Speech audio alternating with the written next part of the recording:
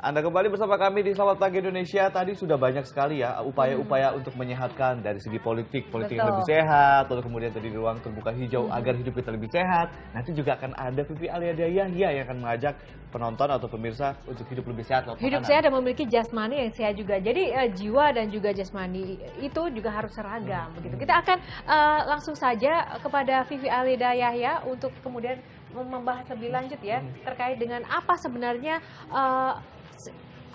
syarat-syarat atau tips untuk hidup sehat. Silakan Vivi. Iya, terima kasih Ade dan Yohana. Sehat hari ini? Sehat, puji Tuhan. Iya. Nanti kita akan bahas lebih jauh ya bersama Dr. Tan Shot Yen. Dr. Tan Shot Yen adalah pakar nutrisi, banyak sekali bukunya yang telah ia tulis, dan hari ini kita akan bahas apa yang Anda makan itu adalah cerminan dari bagaimana sehatnya tubuh Anda. Dan pemirsa, pernahkah Anda mendengar ungkapan "You are what you eat"? Ungkapan ini dipopulerkan oleh Hippocrates dari Yunani. Dalam pengamatannya, banyak orang sakit itu lantaran tidak memperhatikan pola makan.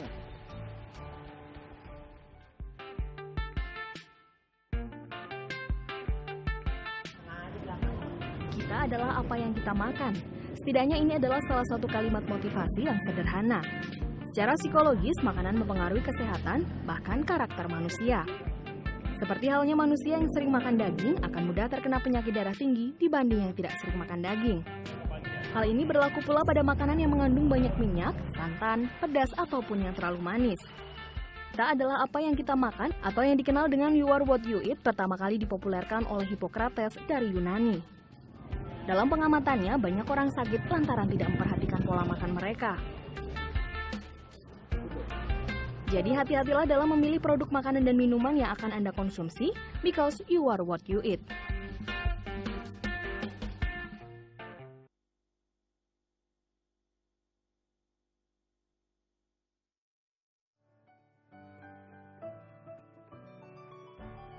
Ya, ini kita harus segera mendekat ke Vivi ya, karena sudah nggak sabar ingin ikut kecipratan Enggak dulu. segar. Yohana, dulu kan memang ada ya 4 sehat 5 sempurna. Tapi kan ini sesuatu ilmu pengetahuan itu kan terus berkembang ya. Nah, sekarang itu justru kalau kita lihat piramida, ini saya dapat infonya dari Dr. Tan, itu piramida yang paling atas, yaitu yang paling sedikit harusnya kita konsumsi adalah gula, garam, dan minyak. Tapi minyaknya tidak baik ya. Nah, ini kita sehari saja cukup sebenarnya 4 sendok makan gula itu. Nah, gula bukan dari gula pasir saja, tapi kalau kita makan nasi, kita makan ubi, atau kita makan roti, itu kan udah termasuk gula. Jadi itu seharus sangat-sangat dikit. Kemudian di tier yang berikutnya adalah 2-3 porsi protein, mau kacang-kacangan, nabati, atau memang hewani. Dan kemudiannya diikuti oleh 3-4 porsi sayur-sayuran. Nah, berarti kan kalau kita lihat tier itu, tingkatan itu 3-4 porsi sayuran itu seharusnya yang mayoritas kita konsumsi begitu. Kemudian baru disusul oleh buah-buahan, yaitu 2 porsi. Nah, persoalannya Mbak Vivi, kadang tuh kita tuh ribet dan bingung bagaimana cara mengukur itu. 4 sendok makan, misalnya dari yang manis-manis makanan itu seperti apa cara untuk kemudian mendapatkan ukuran 4 sendok. Nah, kalau 4 sendok makan, katakanlah gini ya, 1 sendok makan itu kurang lebih 5 gram. 5 gram, jadi 1 sendok teh itu adalah 5 gram gitu. Jadi kalau misalnya di kemasan kan kita bisa lihat misalnya minuman sebuah jus gitu. Itu dia nulisnya misalnya 35 gram gula. Ya udah, itu kalikan saja, dibagi saja begitu. Berarti berapa tuh kalau ada 35 gram gula yang terpampang di ingredients-nya? Berarti berapa? Ayo Dek, matematikanya Dek. Bagi 5 Dek, bagi 5. Berarti kan 7 sendok teh gula. Yang ada di benak saya cuma satu, Vivi, bahwa mungkin ini yang membuat Vivi selalu terlihat segar dan terlihat dan penuh juga energi ideal, begitu. Ya. Ideal.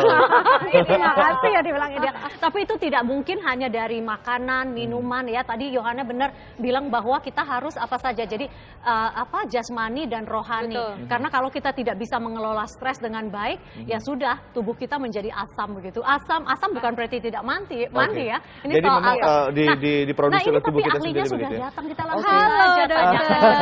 Halo dokter. Wah, hijau-hijau. Apa kabar dokter? Aduh, semakin segar. Silakan Selamat Dok, datang, Dok. Dok. Selamat ketemu kembali. Oke, sebenarnya kita harus tinggalkan Vivi sama Dokter Tan untuk biar lebih apa Kita ya? kedengarkan di Set gitu ya. samping saja. Pembicaraannya kita dengarkan kita samping dari samping ada ya. Rohana Ade, terima kasih. Dokter, tadi kita bahas mengenai Ya, aku soal dengar tadi. iya kan, dihitung-hitung, piramida itu kan. Sampai pusing. Kalau dulu kan memang ada 4 sehat 5 sempurna. Oke. Nah, tapi dokter bilang itu sudah tidak berlaku Outdated. lagi. Sekarang kita udah punya disebut kuno. dengan, ya kita punya tumpeng makanan. Itu yang Heeh. kita sebut sebagai kita punya rekomendasi pedoman umum gizi seimbang. Nah itu di atas dokter kan taruh salah satunya adalah bukan ada 3 ya yang harus paling sedikit kita konsumsi, yaitu gula, ya, garam. Dan Kalau lemak. gula tadi benar nggak tadi 4 sendok makan sehari dan bukan hanya Sebentar, 4 bagaimana? sendok betul, 4 sendok makan, tetapi bukan berarti 4 sendok gula pasir. Iya. Ya, tetapi berarti itu udah semua total dari keseluruhan gula yang masuk ke dalam tubuh kita termasuk dari sayur dan buah. Oke. Satu hal lagi yang lebih penting, WHO merilis di tahun 2015 akhir, WHO mengatakan bahwa itu udah perjuangan ratusan tahun ya. Akhirnya beliau juga pihak-pihak WHO berhasil menggolkan itu. Untuk menjadi sehat kita tidak bisa mengkonsumsi gula lebih daripada 20 gram per hari. Tahu nggak orang Indonesia berapa? Berapa dok? 200 gram gula per hari. Per hari, Yes. berarti 10 kali lipat. 10 kali lipat. Itu yang menempatkan kita sukses menjadi negara yang keempat terbesar di muka bumi. Kok dokter bangga sih? Dengan sebentar, Dokter, ini bangga yang agak sedikit aduh, miring. prihatin Jadi maksudnya. negara keempat yang penduduknya terbanyak menderita diabetes di seluruh dunia. Dan angka ini akan semakin naik karena kita melihat bahwa pola makan anak-anak zaman sekarang. Jadi tolong diingat pada kesempatan pagi ini kita bukan hanya membicarakan tentang taktisnya, tentang orang makan mestinya bagaimana menghindari gorengan, menghindari gula. Bukan cuma itu saja, tetapi kita harus bisa melihat kalau seandainya dari KPAI Ibu Erlinda mengatakan kita melihat nanti LGBT nanti 70 tahun yang akan kemudian Ali kawin dengan Adam, kita akan khawatir bahwa 70 tahun yang akan datang bangsa kita krisis identitas, bahwa anak-anak kita tidak lagi paham apa yang disebut dengan pangan sehat.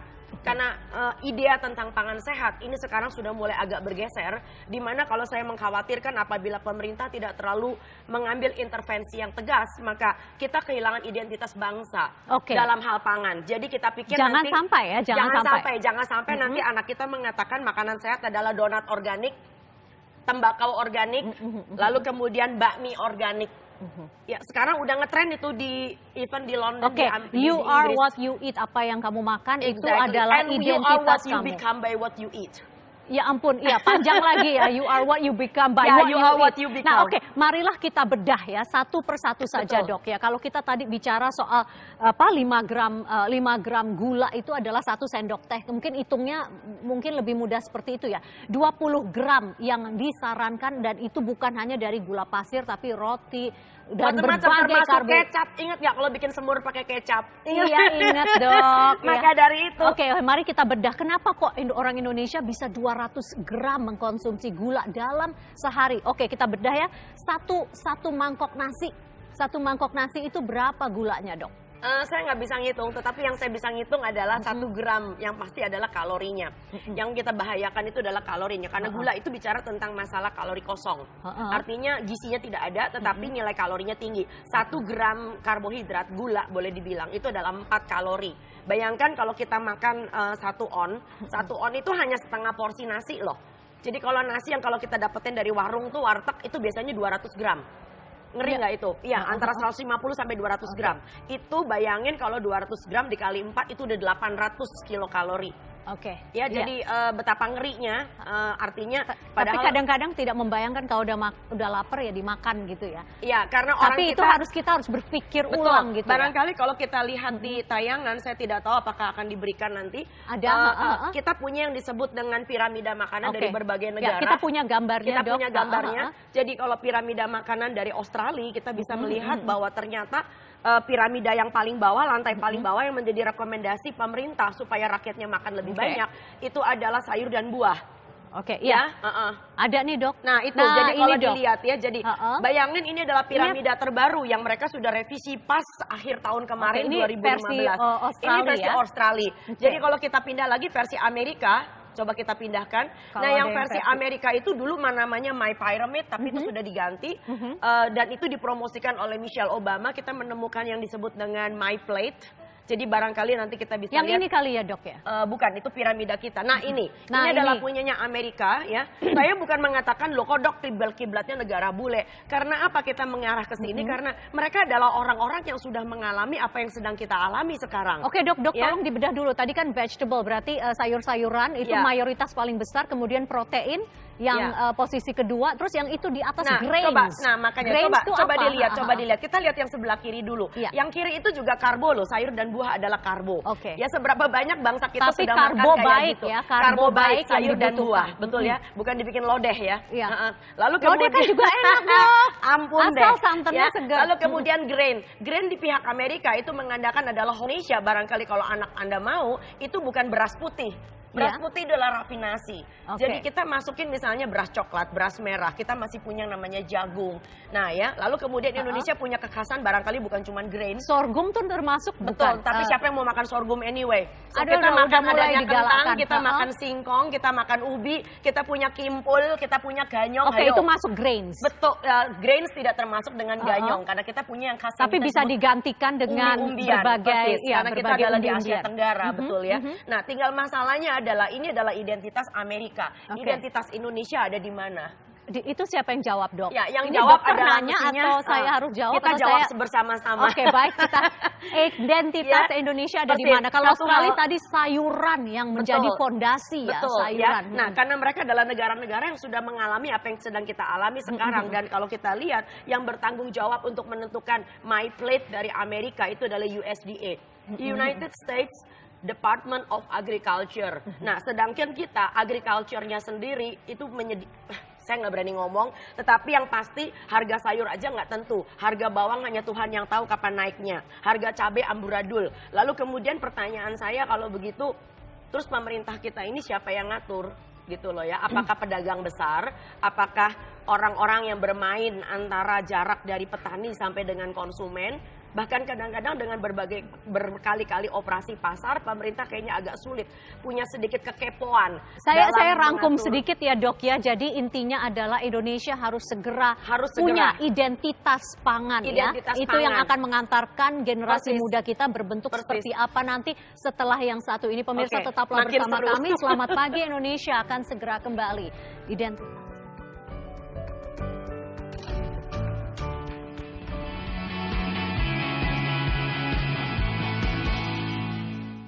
Dokter menekankan begitu penting untuk punya identitas gizi, identitas pangan bangsa ini. Bukan hanya rumah tangga per rumah tangga, Ya. tapi itu harus jadi kampanye nasional Betul. dan jadi pemahaman bersama Ya, begitu. ya, kita mulai dengan sarapan pada pagi hari ini. So, saya sangat menyedihkan sekali kalau misalkan ada ahli gizi atau dokter gizi atau orang yang berkepentingan di bidang gizi, lalu kemudian sarapan itu dianjurkan makan sereal. So, sereal bukan makanan bangsa Indonesia ya. Jadi itu memalukan banget gitu loh ya. Jadi buat Dan apa? mayoritas sereal yang dijual adalah penuh dengan gula. Ya, bukan cuma sekedar gula, tetapi bahan bakunya hidup di Indonesia juga enggak. Jadi saya akan sedikit lebih kencang dengan para dokter terutama atau bahkan para apa namanya Para presenter. para presenter boleh juga yang menganjurkan bahwa makanlah roti gandum dengan havermut. Mestinya tuh paspornya ganti, nggak Kenapa boleh pakai itu logo salah? Garuda, ganti pakai elang botak. Kenapa itu salah sih, Dok? Ya karena bukannya salah, ya karena gini deh, itu dia belajar dari mana sih? Saya setuju bahwa yang disebut dengan grains itu barangkali kalau di negara barat itu adalah gandum utuh. Ya kan seratnya banyak. Betul, tetapi coba dilihat toko roti di Indonesia ada nggak yang menjual dengan menggunakan gandum utuh? None, nggak ada. Karena roti makin ke Asia itu makin empuk. Roti makin ke timur tuh makin empuk. Orang Indonesia nggak senang makan roti yang nyangkut di gigi. Itu katanya kayak batu bata buat gebuk anjing kaing. Nah, lalu kemudian, ya jujur aja. Lalu kemudian bicara tentang oatmeal. Oatmeal kita tuh instan, ya. Jadi apa bedanya Anda dengan makan mie instan?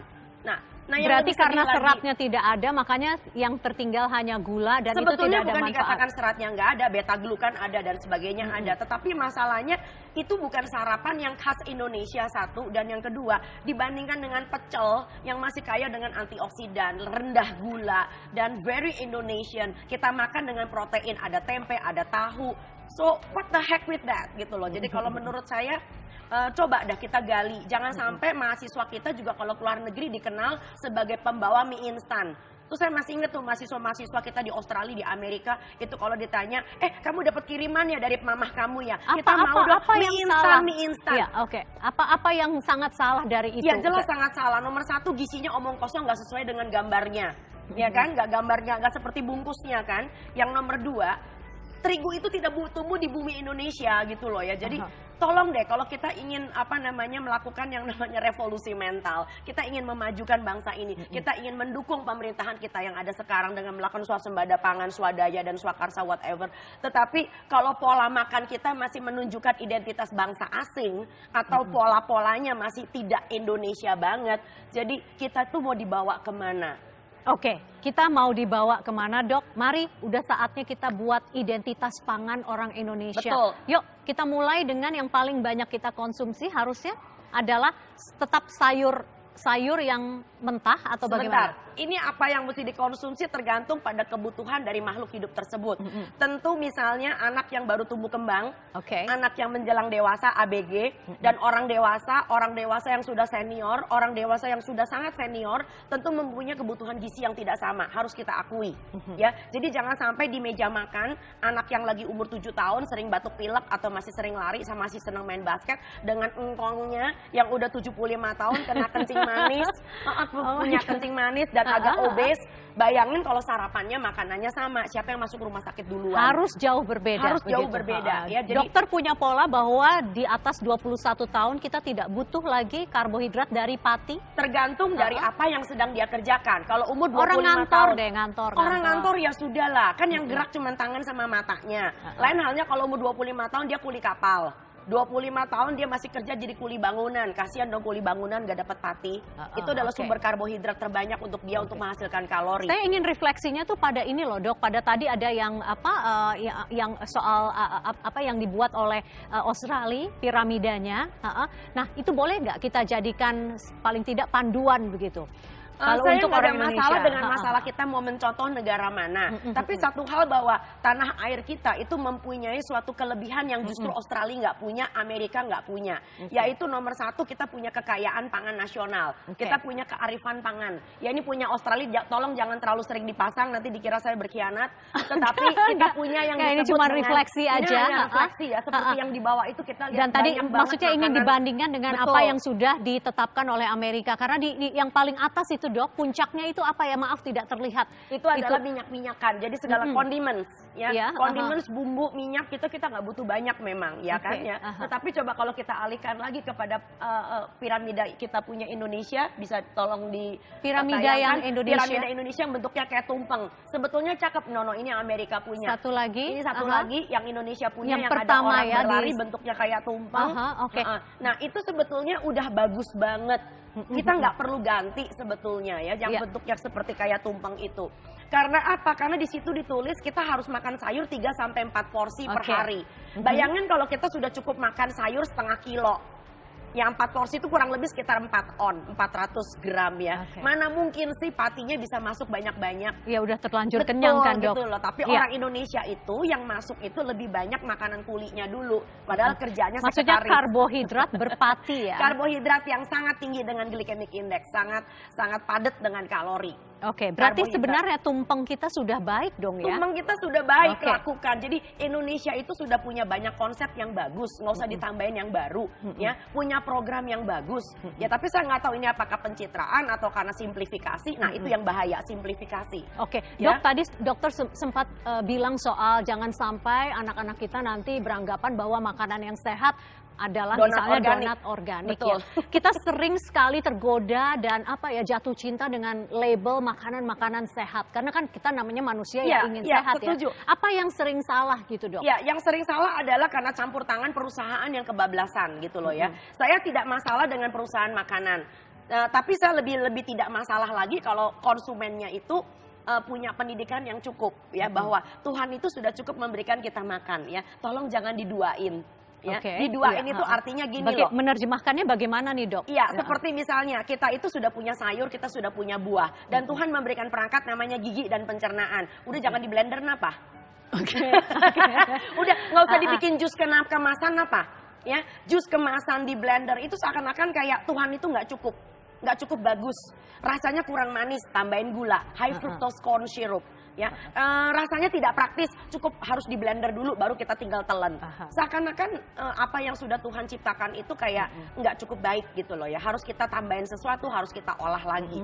Belajarlah untuk menghargai pangan yang sudah apa adanya, itu yang pertama. Apa berarti kita jangan bangga dulu kalau kita tiap hari minum jus begitu? Ntar dulu, emang Tuhan bikin jus, Tuhan bikin. Iya makanya ini nanya sama Tuhan dokter bikin buahnya, Tuhan pagi-pagi bikin kita sayurnya. minum jus. Nah, yang gitu namanya kan? pencernaan itu kan harus dikunyah, lalu diulek sama kita punya lambung. Memang apa sih yang terjadi pada buah-buahan yang akhirnya di blender, di Nah, jus ini makanya gitu? artinya apa, ada orang apa bedanya? artinya ada orang yang tidak paham kenapa kita makan sayur dan buah. Oke, kita coba makan dok. sayur dan buah Beri kita itu pencerahan kenapa beda. Itu jauh berbeda. persis. Sayur dan buah itu kalau di secara internasional kita mereka digolongkan sebagai yang namanya karbohidrat juga. Kenapa disebut karbohidrat? Karena mereka juga menghasilkan gula. Prinsipnya itu, jadi semua bahan makanan yang end produk akhirnya adalah gula, itu disebut sebagai karbohidrat. Nah, kenapa sayur dan buah disebut baik? Karena gulanya punya ikatan dengan serat. Serat ini yang akan mengontrol di dalam pencernaan kapan dia harus mengeluarkan gulanya. Jadi yang disebut dengan slow release of the sugar, itu yang paling penting. Nah, tetapi kalau serat ini kita cincang, kita rusak, kita blender, atau kita olah sebelum masuk ke dalam pencernaan, maka gula yang terikat di dalam serat ini akan berhamburan keluar. Jadi cita-cita kita makan sayur dan buah itu habis. Apa bedanya dengan apakah minum sirup?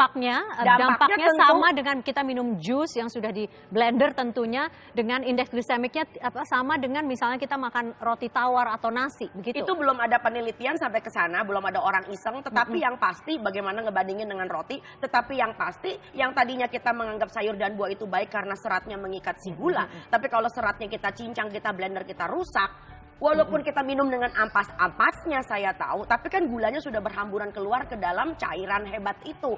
Lalu otomatis usus kita akan lebih senang menyerap siapanya?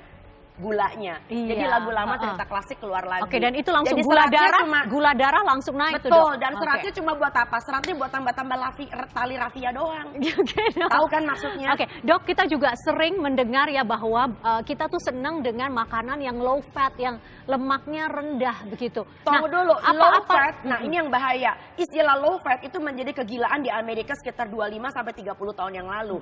And America is not getting any less fat, but America is getting fatter. Ya, kenapa bisa begitu? Karena akhirnya makanan yang low fat itu tidak enak dan rasanya kopong. Kopong itu artinya orang nggak bisa kenyang, not satisfactory. Akhirnya orang akan makan sesuatu karbo yang lebih banyak. Artinya kadar gulanya jadi lebih tinggi. Perhatikan makanan-makanan yang low fat itu tidak tertutup kemungkinan mereka tuh tinggi gula. Minimal tinggi karbohidrat yang belum jadi gula. Dan itu bahayanya. Oke, berarti kita tidak terlalu perlu takut ya dengan lemak gitu nah, sebenarnya. Lemak yang baik kan sudah ada di alam. Misalnya, Tolong ingatkan lagi lemak-lemak baik. Misalnya kita makan pecel, orang makan pecel, makan keredok, makan gado-gado pasti pakai gula. Pakai gula, maaf tuh jadi kebablasan. Pakai yang namanya kacang ya kan? Kacangnya diulek kan? Dan semua kacang pasti mengandung lemak. Bikin soto, orang bikin soto, bikin pepes, pakai kemiri kan? Nah, kemiri sudah mengandung lemak. Nah, kita pagi sarapan pakai alpukat, bukan di blender, bukan pakai susu kental manis. Pakai alpukat. Alpukat itu adalah buah yang tinggi kalori tapi lemaknya baik. Ya, kita makan ikan, jangan salah. Ikan itu mengandung omega 3, itu juga lemak yang baik. Nah, satu hal titipan pesan saya dari sini, ini menunjukkan berarti si kacang, si kemiri, si alpukat, semua ikan juga itu protein yang berlemak baik. Itu lemaknya baik ya. Jangan sampai kita punya Ibu Susi yang sibuk ngumpulin ikan dari seluruh penjuru tanah air, ya, nelayan asing ditenang-tenangin, dibakar-bakarin sama dia, tapi tebak ikan yang sudah terkumpul di tanah air kita, lalu siapa yang makan? Ayo, siapa, orang Dok? asing, akhirnya dijual lagi buat Jepang, buat orang Korea, buat Cina, orang Taiwan. So anak kita tetap aja makan abon ikan asin sama kerupuk ikan. Kan sedih. Jadi alangkah cita-cita saya, alangkah sehatnya kalau kita punya disebut dengan Pekan Sarapan Nasional. Ketemu nih 3 kementerian, Kementerian Kelautan, Kementerian Pendidikan, Kementerian Kesehatan. Yuk kita bikin panduan manual, anak Indonesia makan ikan 3 kali seminggu. Alhamdulillah, negara ini adalah negara yang sangat ditakutin sama orang asing. Dr. Tan Shiotian, terima kasih telah berbagi cerita di Selamat Pagi Indonesia. Sampai jumpa minggu depan ya, Dok. Alhamdulillah. Ya, pemirsa, Selamat Pagi Indonesia akan segera kembali.